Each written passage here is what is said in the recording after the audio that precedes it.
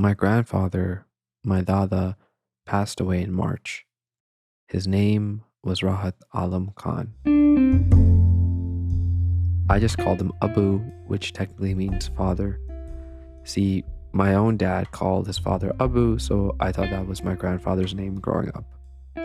He was a university professor in business management, but he had PhDs and masters in literature and comparative religion.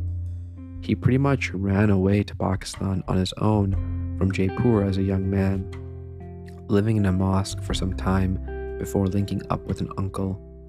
He'd find a trade in fixing airplanes for the Pakistani military before becoming a man of letters and pursuing his many, many degrees.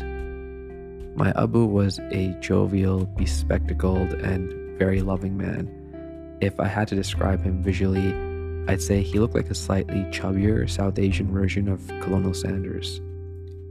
He contracted COVID-19 last summer and had a series of health complications since that led to his passing from this world. But this episode isn't about my Abu. It isn't really even about me. See, chances are, if you're listening to this, you also have a friend or colleague who has lost a loved one during the pandemic. Or maybe like me, you're grieving the absence of someone too. In my continued conversations with former hospital chaplain Ibrahim Long, I couldn't help but think about Abu, and I asked Ibrahim how to be there for people who are grieving. And like any good chaplain, he had a story to share. For the one who's helping a grieving person, for a person who is not themselves facing their own mortality, so to speak, or at least directly, but supporting someone else, it can be kind of intimidating. That's been my experience when I talk to people, like especially when I was working in a hospital, they say, I can't believe you do what you do, and and to be working with people who, have terminal illnesses, and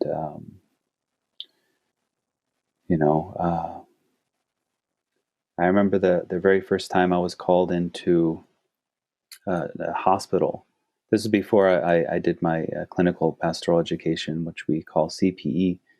But I was still just a student at Harvard Seminary, and someone called the seminary and said, "Hey, we have a Muslim patient here. We don't have any Muslim chaplains on staff. Could you please just send one of your students?" And I was very, Dr. Manson said, "Ibrahim, can you go?" And I was very honored. And then I was like, "But what do I do?" So I quickly looked through, that small book, Fortress of the Muslim.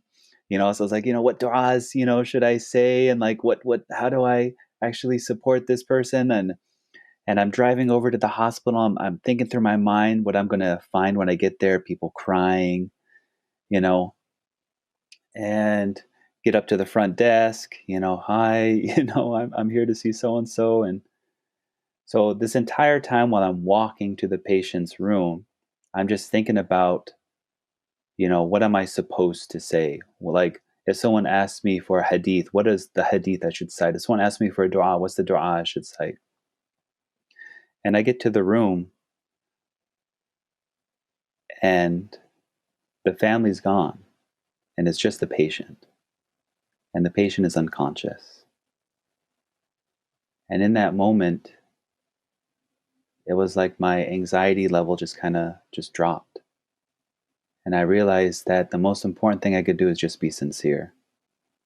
And I just offered a prayer, knowing that one day, inshallah, maybe I'll see this person in a better place, and I'd have said these words for them at a difficult time, whether they saw me at that moment or not. And so when we are trying to talk to someone who's going through difficulty, my sincere advice is feel free to be vulnerable. You don't have to. In fact, believing that you have, people don't want to hear the answers. They honestly just want your concern, and in many times when people are struggling with grief, they don't even remember your words. They just remember how you made them feel. And so, if someone's struggling and you see them struggling, and they're turning to you, it doesn't mean that like you have to take away the pain. You're not going to be able to take away the pain. You're not. But you can let them know that they're not alone while they're feeling it. Hi, I'm Hussain, and you're listening to Chicken Soup for the Muslim Ruh, a podcast where we host intimate and vulnerable conversations with the Canadian Muslim community at critical junctures of their lives and the important work they do. This is part 2 of our conversation with Ibrahim Long, a former Muslim hospital chaplain and current youth mental health support, counselor, and university chaplain. In part 1, we learned a little bit about Ibrahim's journey of how and why he got into this profession, which was really all about service. Now, it's important to keep in mind that while hospital patients can request chaplains from their specific faith background, chaplains are trained to serve all regardless of religion. It's an inherently cosmopolitan line of work. In Ibrahim's case, his being Muslim led to pretty unique interactions, but these interactions often carried a more difficult weight too. If you feel comfortable, could you tell me about maybe one of the most difficult days on the job for you? Maybe even a day that possibly made you like reconsider, like, hey, can I even do this? There was there's probably, I'll mention the first one that at least came to mind. So there was a patient who I used to see often. She was an older, Catholic, just very nice, like, woman. And whenever I'd visit her, if she had any food out, she'd be like, "Hey, join me." I'd be like, no, like I'm not supposed to eat, with the patients, and so no, and she'd be like she'd be like, you're here to comfort me, right? Having you as a guest comforts me, so sit down. and so I would sit down and we would enjoy each other's company. And one day she passed away. She was in the hospital for a very serious ailment that eventually took her life. When I found out that she had passed, I actually went directly to her room, and there was a family member of hers, perhaps a daughter. And when I arrived, they said, "Could you please, like, here I am. I'm distraught that she's passed. I'm actually a bit emotional." And when I'm there, the daughter says, "Could you please go get a Catholic priest?" And I felt like a right that I had earned, but it wasn't necessarily the case. I mean, I can't say that. I felt like, hey, like I'm the one that spent time with her. I'm the one that visited her. Like, and now you're telling me to go get someone who never met her to come pray for her. I felt like I was very saddened. It hurt. But that was what the daughter needed.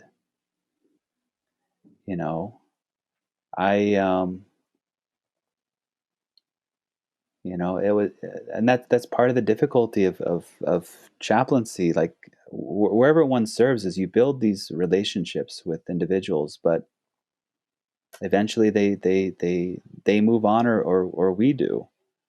There are people who I still think about, who I've met with in hospitals, and I wonder how they're doing. Like honestly, I wish, I knew how they were doing. But that's something that I that just comes with that just comes with this. That we build these close relationships. One of the things that I'm so honored about regarding being a chaplain is that whenever someone opens up and they're sharing, like they're being vulnerable, that type of heart to heart is not an everyday occurrence. And I'm always honored when that happens. And it's often hard to let that person go after those things occur. Pretty soon after Ibrahim started, he was given a pager, not only for his day shifts, but also for the odd night where he might be called in for an emergency. Eventually, after a period, you go on call, right? They give you a pager. Yeah. So when was that during your CPE? So it started off actually very early. I think you have a week of training, and then the following week you get handed a pager. And even when you're on site, you have a pager anyway. When you're on the hospital site anyway. But it's about whether or not you take that pager home with you. And it's obviously very nervous. Because at least when you're on site, you have your supervisor and other chaplains who you could draw upon. But when you get called at night, they're all sleeping soundly because they're not on call. And you kind of have to figure it out on your own. And I honestly don't remember, because there's been just so many on-call. I actually don't remember my first on-call, experience. But generally speaking, I was very nervous. This idea that someone at any point in time could call, text me, or not text me, page me, and then I am the only one that can respond to their. I've had families who, and God protect our families, who have had car accidents, and then I remember one time being called into the hospital, and there was a car accident, young individual, and a whole group of the family members were there, and the nurse pages me and says, "Hey, like, you got to help us out here, because not only are the immediate family, upset, but they also informed many members and friends, and they're all just here, like they need some help." Wow. And How many people were there? I'd say somewhere around 15. Yeah. Wow. And just to kind of put that in context, usually there'd be maybe somewhere between, usually if I'm called in to support a family member, maybe like 1 to 5, so 3 times the usual amount, and very diverse. And so knowing kind of like on the spot, like, who should my attention be on? And even though I could see the friends of the individual, the patient grieving, my focus I had to prioritize. My focus is immediate family members. So, had to come inside, kind of like ask for who the immediate family members are. And,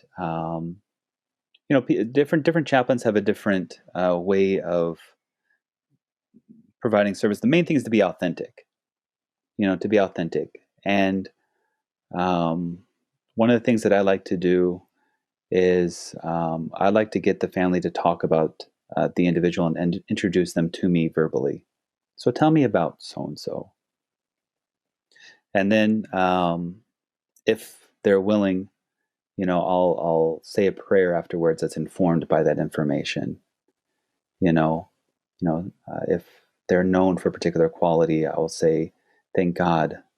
Thank you, God, for blessing this person with a sense of humor that has led to many experiences of laughter in this family. Thank you, God, for blessing this person with a sense of dedication to their family, which has helped to make firm the bonds of love and so forth. And to anyone who's listening who might themselves be grappling with how to make prayers for people of other faiths, not a single thing I've said so far is actually goes against our Muslim theology, right? And of course, each person will have to grapple with where their line is, right, and where they feel comfortable. For me, I like to say a lot of thanks for how God has blessed a person's life and the life of the loved ones who that they're leaving behind. And I also find that very meaningful for the people, the loved ones who are left behind. So in the case of the young person, that car crash, and with the 15 people, is that what happened? Like you asked them to tell you about what they were like? Yeah. And when you have a large group of people too, it could be very comforting because sometimes people don't feel like talking, but they'll be comforted by listening to others. And so they'll say, "Oh yeah, this person, they used to do this, and they were kind of a joker," or they had mentioned, "Oh, like when we were kids, they pulled this joke on me, or they did this and that." And the people kind of go, "Oh yeah, I remember." And there's this, and it gets other people talking, and here we are in a room around the patient, who's in this case they were in a very, very critical condition, but now they're able to laugh. Now they're able to share with each other. Now, but let me be specific here. Laughing is not like the goal. It's about allowing people to express the fullness of their emotions in that moment, right? So to cry, yes, and to laugh about good things, yes, and to mention about worries, but to be able to communicate what's in their heart, right? Because sometimes, because I don't think everyone knows necessarily how to be around. Like, if you never had an experience being around someone in a critical medical condition, you might not know how to be. So you're just quiet and you just don't talk. But you have feelings about it. You have feelings about that person. And so just encouraging people to communicate if they feel comfortable, and providing a means of communication, I think is key. So, confession time. I actually used to volunteer at the hospital myself. It was part of my immigrant parents' hopes that I would become eventually a doctor, but unfortunately for them, and hopefully fortunately for you and I'm making this podcast instead. Go figure. Well, at the hospital, my volunteer job was to roll a big, heavy metal cart called the book cart. It was this solid cart with an upper and lower half parted in the middle, full of books that I'd roll around the 4th and 5th floors of Grey Nuns Hospital.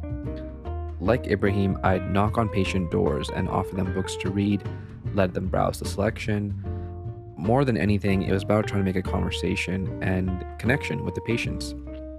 One of the most interesting things I learned from this job, and this will be no surprise to anyone that's ever worked in an old folks' home, was that the older ladies at the hospital adored Harley Quinn romance novels. These are like spicy, pulpy page turners with a painted Fabio knockoff on the cover and his buxom paramour. And these ladies are old enough to be my grandmother. So, picture a 14-year-old, gangly Pakistani Canadian teenager awkwardly reading out the back of these books and helping these women pick out steamy pieces of fiction for the week. Anyways, keeping in mind what I just said, one time I came into the room of an elderly gentleman in palliative care. So I do my knock, I ask if I can come in, and I start doing my spiel. I tell him that, hey, we have mysteries, we have magazines, we have classics, you name it, pointing out the genres on the shelf. He squints, gesturing for me to bring the cart closer, and he thumbs a few of the books before putting them back, dissatisfied, not saying a word. So I'm getting ready to go when he looks at me and all of a sudden barks at me, "Hey kid, give me the sexy ones." It's wild and bizarre even to imagine laughing around someone in a hospital bed, caught between life and death, or people spending their time in recovery, perhaps even their last days on earth, flipping through a spicy romance novel. But it's important to remember, I think, that hospitals are that in between place. That they're not just places of sorrow, but also laughter and life itself. Hospital chaplains help people process those range of states and emotions in the language of faith. I asked Ibrahim if he had any last funny stories to share about his time before we close out the episode. He didn't deliver exactly what I was looking for, but, well, just listen to what he has to share. On a more lighthearted, what's a story or interaction that you look back on and that just makes you like laugh? That was kind of funny or ridiculous or just interesting. So funny story. Let's see. It's kind of so much of what we've been talking about, right, has been on another area.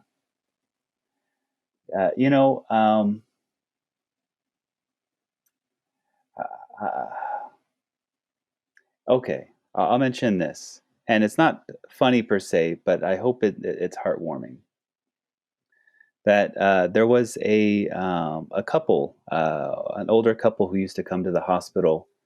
They were foster parents, and they actually used to specifically foster children that had medical issues, like basically children that other parents did not want.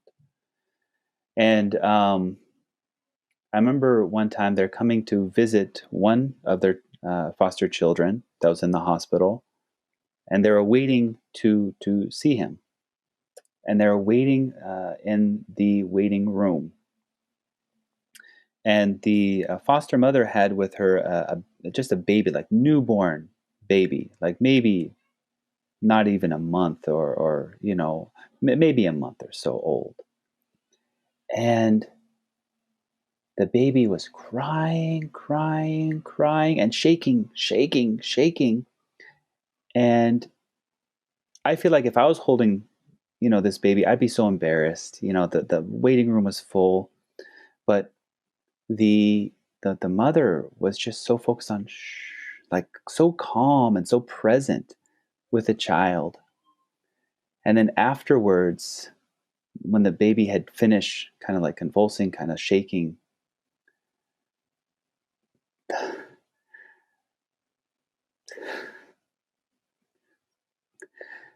the baby looked back into the eyes of the foster mother and just smiled. And I found out later that the baby had been born addicted and was going through addiction convulsions, right? Like shaking. And that here is this woman, like if I saw an angel on earth who, while this child is going through this pain that she should not have experienced and had to have experienced, that there is this woman that was able to bear with her the pain. And that look that the baby gave to the foster mother and smile, to me, that was such a gift, And so we have experiences like this in life. And I feel like chaplaincy is an opportunity to see people in different ways and to appreciate people in different ways. Now, while that's not a funny story, it's something that, as you could tell, really impacted me when I saw it. Yeah, that's beautiful. Given the range of emotions a chaplain has to process within themselves and navigate with other people, given all these difficulties they face and help others face, I had to ask Ibrahim one last question. So what keeps you going on and motivated when you deal with that? Ultimately, I'd have to say, I believe it. All of it is better for me. Like I'm the one that benefits. You know, like I remember when I first started my chaplaincy training at the hospital. I just sort of like thought to myself, this feels like a school of tarbiyah. You know, like here I am, like being taught and trained, like about tawakkul, about faith in God, about getting rid of the nafs, about focusing on what the other person needs, not just yourself, and like and all of it, and doing things that's beloved to God, right? I remember one time asking Imam Zaid Shakir, may God preserve him. Like, I was like, hey, I'm a chaplain. Do you have any advice for me?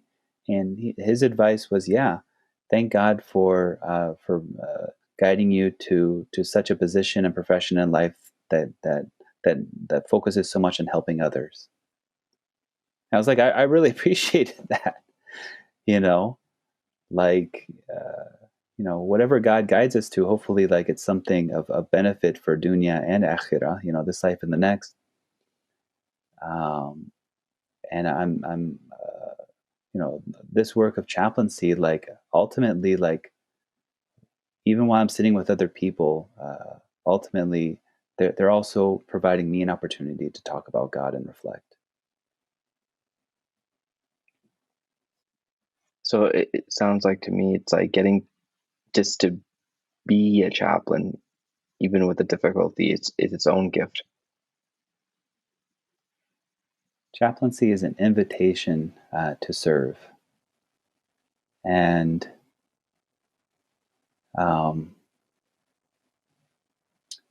that comes with its own difficulties, but the reward and the feeling that people will be called to different things, and I feel God called me to be a chaplain.